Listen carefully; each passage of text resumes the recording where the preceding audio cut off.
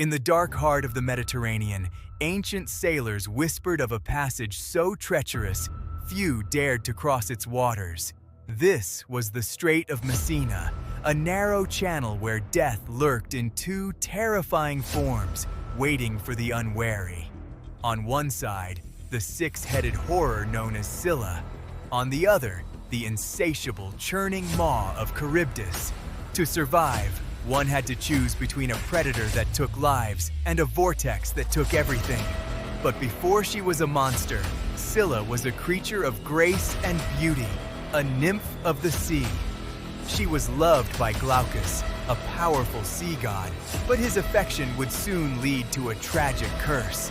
Glaucus sought the help of the sorceress Circe, hoping for a love potion, but jealousy burned in Circe's heart. Instead of love, Circe brewed a poison so foul it would strip Scylla of her humanity forever. As Scylla stepped into the water to bathe, the transformation began. The sea itself seemed to turn against her.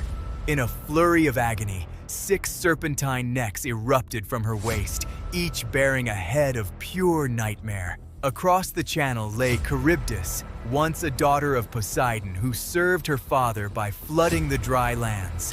Her greed for territory angered Zeus, the king of the gods, who demanded she be punished for her arrogance. Zeus cast her into the depths of the strait, cursing her to swallow the sea 3 times a day. She became the personification of the whirlpool, a force of nature that no wooden ship could ever hope to survive. For centuries, this strait was a death trap. An ancient map marks the exact points of these legendary perils. To avoid the whirlpool, sailors had to hug the cliffs of Scylla. To avoid the beast, they risked the vortex. This impossible choice gave rise to the saying, "Between Scylla and Charybdis, caught between 2 equal evils." The hero Odysseus was the most famous to face this ordeal. He stood on his deck, sword drawn, facing the unknown. Following Circe's advice, he chose to sail closer to Scylla. He knew he would lose men, but the whirlpool would take everyone. Without warning, Scylla's head struck.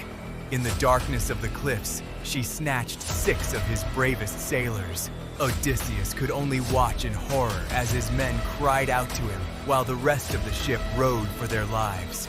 The myth of Scylla and Charybdis endures as a powerful metaphor for the agonizing dilemmas of the human experience. Though the monsters may be legend, the terror of the narrow sea remains etched in our history forever. Beware the passage, for some choices have no happy ending.